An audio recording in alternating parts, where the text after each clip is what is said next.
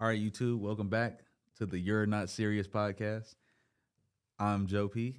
This is M, and we're here with Jamarcus Marshall. Indeed.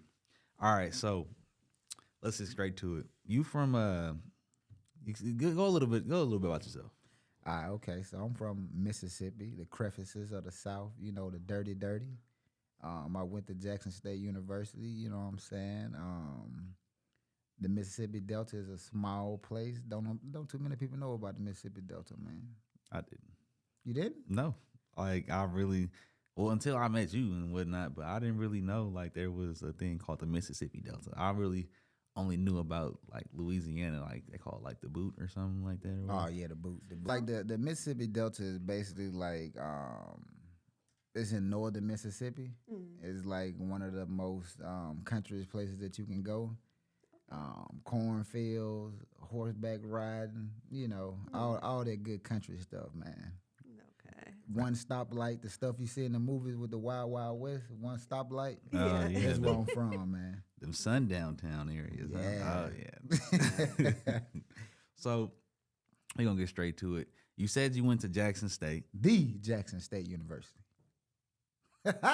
Okay. Yeah. So what how you feel about that man Dion?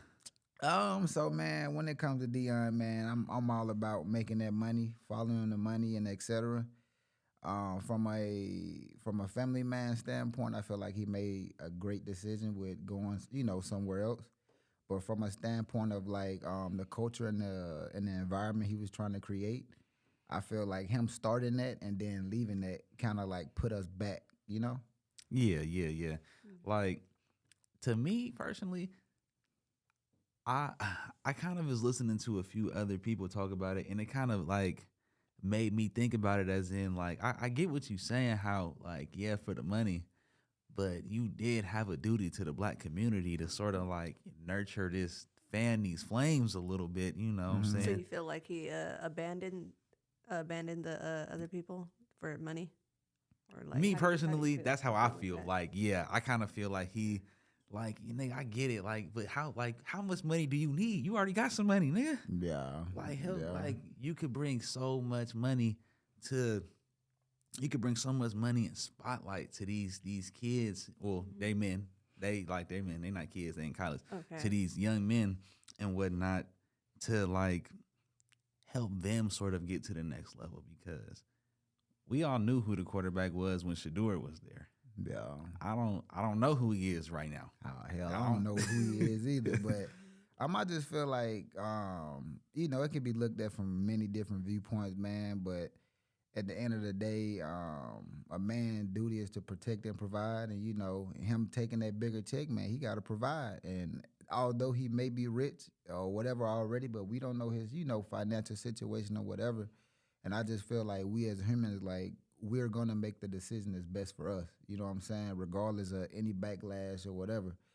So I feel like him getting offered the money that he was getting offered at Colorado, I feel like it was warranted that he went there, I understand, like, when it comes to, like, the black community, we need huge leaders to, like, get us over certain, humps and certain systematic oppressions. But, like, for the most part, like, I feel like Jackson State already had that culture, like, because people think that Deion Sanders came to Jackson State and brought that culture. Man, I went to Jackson State from 2014 to 2018, and of course, like, Deion brought in more money, but the environment, the culture, you know what I'm saying, just like the black excellence, like, that was there before him. You can't get that out of cereal box. Yeah. Nah. That makes sense. It makes sense. It makes sense. And we know that HBCUs do for sure like birth black excellence and whatnot. Mm-hmm. What I'm trying to say is you can basically shake up the whole power structure of the NCAA itself by doing this. Mm-hmm. Because if all these young black recruits start going to HBCUs and Jackson State, now we can compete with the Michigans, the Ohio States, the goddamn I don't want to say Alabama. They gonna do what they do every year. But you can sort of compete with these bigger programs and get a bigger piece of the pie and then you can take that culture that's already there and turn it into something that's like super duper big. Now this is a household name. Now this is people walking around with Jackson State hats and Jackson State hoodies or Grambling hoodies or you know what I'm saying? Like it to me, it could have been. I'm trying to find the right word for this. So like I feel where you coming from, and it's like I feel like with any football team, like the skilled players are going to be skilled players. You know what I'm saying? Like if you fast, you fast. You can catch. I feel like what most of these like HBCUs lack are like good defensive and offensive linemen. You know what I'm saying? Like the big boys commit to the big school. You know what I'm saying? So I feel like overall, like the talent is at these HBCUs, you know.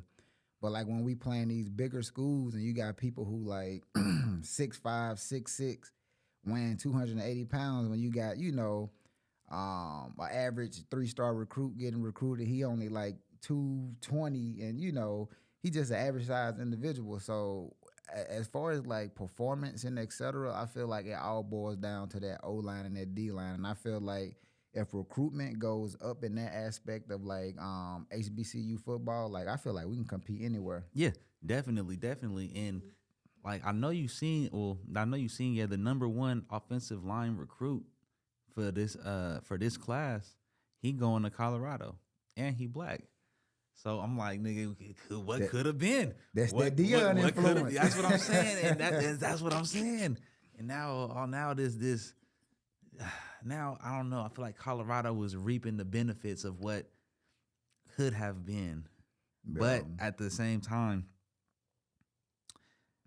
I've been hearing stuff about like how the facilities can't compete with what's at these super duper big schools and whatnot. You know how they got super duper ultimate team doctors and all the everybody got their own little locker TV and whatnot. How the facilities is different, and to me that kind of goes back to like you know, and I'm not blaming you because you are an alumni, but the alumni need to probably put a little more towards, or the people that's at the top probably should invest some of that money into the facilities as well, so they can attract, you know, them. So let me give you a few pointers and a few point of view. So you know, like Jackson State HBCU established in 1877. You know, so you know, Jackson State faced a lot of racial discrimination. You know, like Jackson State had a shooting before on campus, like, you know, white supremacists and people who didn't want the HBCU to be there. Like, I was not aware. I didn't know that either. Yeah, I was not aware. They used to ride through campus. They used to like almost hit students and everything. Jackson State had to like literally block their street off so they didn't face that systematic oppression from them.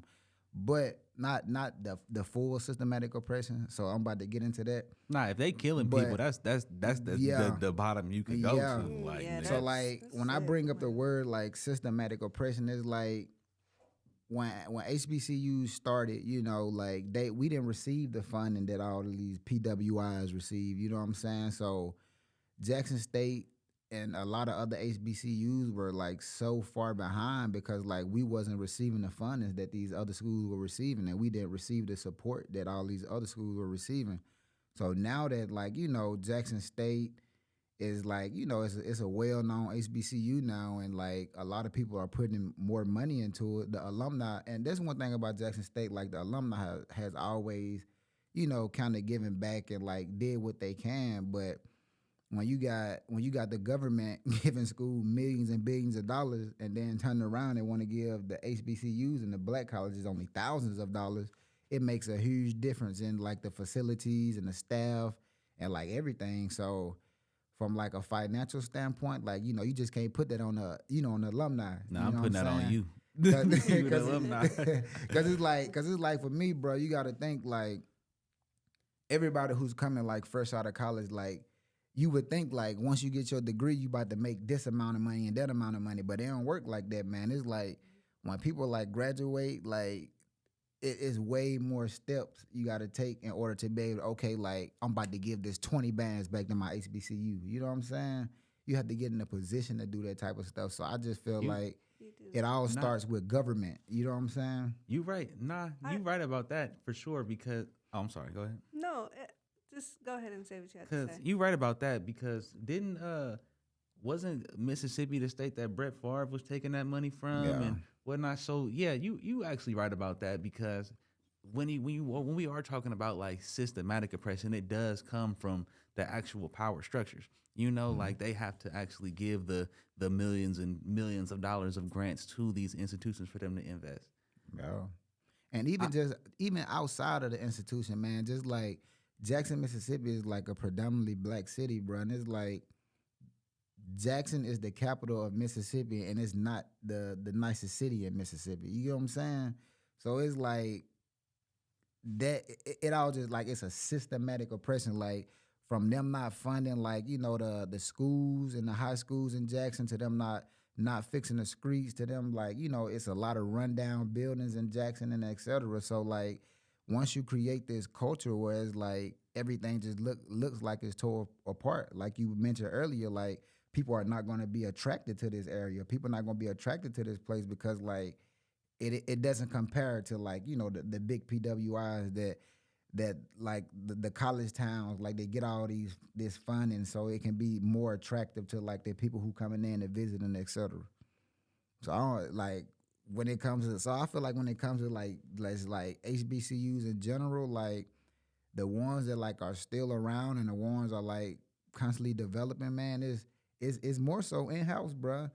And it's just so crazy. Like people gonna frown when I say this, but like Donald Trump was actually one of the presidents who gave the most money to HBCUs.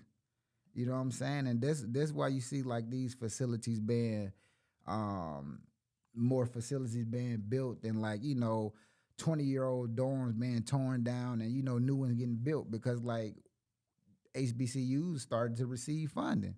And it's just so crazy, like, that you can mention these things in two separate brackets. It should have just been, schools in Mississippi getting funded. Now it's PWIs getting funded. You know what I'm saying? They got funding for all these years. Now HBCUs getting funded. So it's like, why both schools haven't been funded? And there's all this space in between. That's where like the attractiveness is. You know what I'm saying? As far as like from a financial standpoint. That's the system, and that's why you needed Deion to stay there. That's why we needed him to stay there, man. Yeah. To bring the eyes, to bring the ears. Yeah. You know? Yeah, bring attention to the school. Yeah. Yeah, but I understand exactly what you're saying and whatnot, where you coming from with this, because I went to a PWI. I know they got some funding. Like, I know they got it. So I'm like, I get exactly where you coming from. You heard of that? You heard of that boy Charleston White? Oh yeah. That man a character, man. Yeah.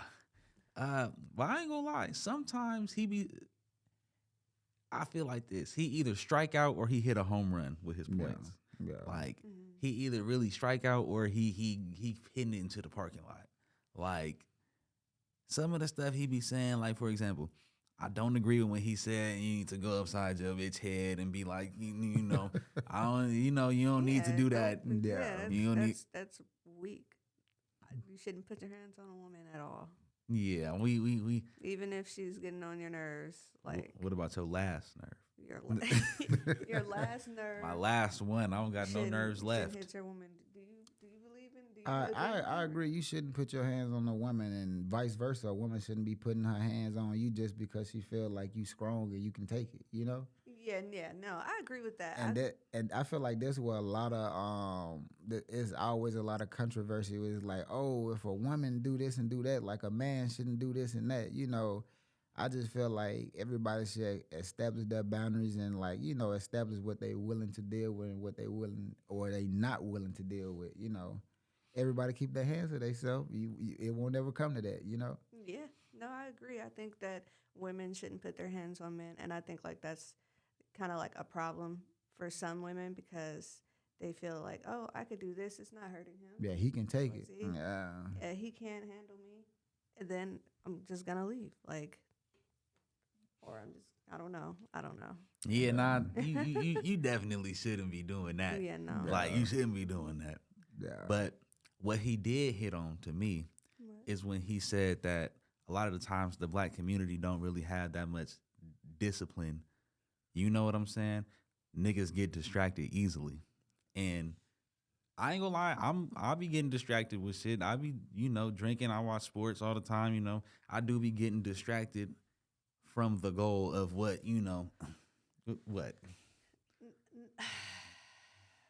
I just feel like he's, saying this about like everybody, and that it's not everybody who gets distracted. You're only paying attention to the ones who are getting distracted, because a lot of us are not that distracted. A lot of us actually have goals that we're trying to achieve. It's just really, really, really, really hard. Yeah.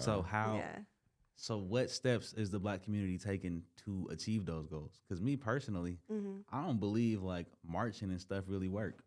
They gonna just look at you from outside the window and be like, damn, look at them niggas. Okay, Yeah, I agree with that. I agree. I don't marching doesn't work. I like Peaceful stuff doesn't work. Yeah, no. Yeah, I don't think that works. And Yeah. so what since you said not everybody is getting distracted, what are we actually doing to further the agenda of, black excellence and whatnot? I think a lot of us are trying to work for ourselves and starting to realize that working for other people is not the way to go, because the way that we're treated, and you don't get any money from it. You don't get anything. The government is taking like majority of your money anyways from your paychecks. You might as well work for yourself. I think that's a step right there. It is a step. Yeah. But that is a step. But at the same time, like you said, how many people is doing that? I feel like when it comes to like distractions, even work can be a distraction. You know what I'm saying? So, like just peep me. Like, so right now, like I'm pursuing, a doctoral degree, but I also have to work too. You know what I'm saying? So it's like my situation, and like, some decisions that I've made has led me to have to like almost work a full-time job and do school at the same time. And like, I can just give you an example. Like, I took a month off from working and just focused on school, and you can just see the difference in my grades from like when I'm working like 60% of the time and just doing school 40% of the time versus when I lock in with school 100%. But it's necessary for me to work. It's necessary for me to like go to work so I can survive and provide for myself and for my daughter, and just to sustain like just my everyday life. So like even when it comes to like distractions that are mandatory, it's still a distraction from like, let's say if you do want to start that business, you know what I'm saying, or you do want to get that A in that class, like life is just full of distractions that are warranted or that are mandatory, if that makes sense. Yeah, and I agree with that. But what I don't agree with Charleston White is he's trying to like almost kind of like blame us for that, when really you said you had to work, like it's mandatory. Right. Like it's really not your fault that you have to work to survive, and then you're trying to do this at the same time. Like how is that your fault? How is that our fault? It's not. I don't, and this is where I kind of disagree with you guys. I don't consider doing what you have to do to survive a distraction. That's what we have to do anyway. We have to, like, you know what I'm saying, nigga. If you don't work, we don't eat for real. You know what I'm saying? Mm-hmm. So like, I don't feel that is a distraction. I feel like it becomes a distraction when you're doing nothing but working, but not doing anything basically for yourself or to further the advancement of the community and whatnot. That's to me when it becomes like, okay, it's a distraction. But we all gotta pay bills. We all have to pay the bills, and we all do. And once again, I know we all do it. We all do spend our money on stuff that's just not. That's BS. We all do it. I spent $120 on a bottle of cologne. Like, oh yeah. And look, it got 25 bottles already in the cabinet, bro. Like, what am I doing? We've all done it. Shoot, mass consumers, bro. Yeah, like I go to the casino and just be like, sometimes, hey, bet it. Yeah. Sometimes I go get, I bought that Laportier, but that was supporting black business. He was black. Yeah. Love that Laportier shade cognac. I did, I did buy that.